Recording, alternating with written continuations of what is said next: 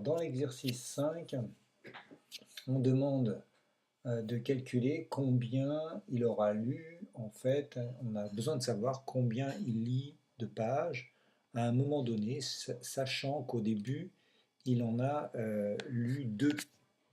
Et on sait que chaque jour, il lit 2 fois plus de pages. Donc, c'est pas compliqué, il suffit de calculer ce qu'il a lu le jour d'avant, multiplié par 2. Sauf que lorsque l'on fait cette série de calculs, en faisant comme on avait fait pour l'exercice 4, on a le nombre de pages lues dans la colonne que vous voyez. Par exemple, ici, il va lire le 11e jour 2048 pages. Mais il a lu tout ça avant.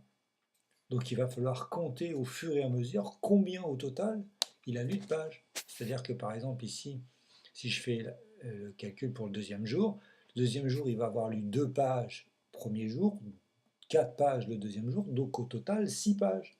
Donc ici, il va falloir faire la somme de ces 2 colonnes-là. Donc cette valeur-là plus cette valeur-là. Le troisième jour, qu'est-ce qui va se passer?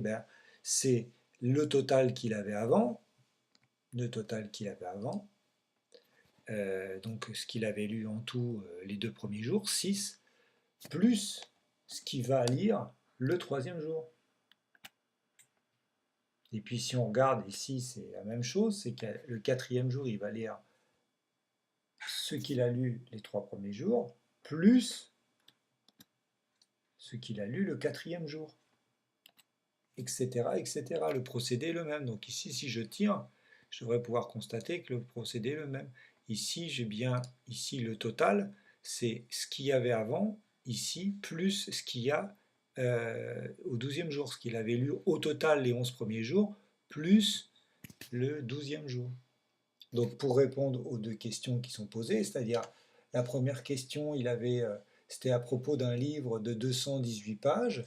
Donc on voit que c'est au 7e jour qu'on atteint un score de 218 pages, puisque le jour d'avant, il avait lu que 126 pages, le jour d'après, 254 pages. Donc c'est au bout de 7 jours qu'il va avoir lu le premier livre.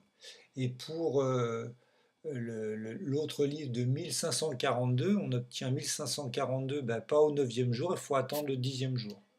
Voilà.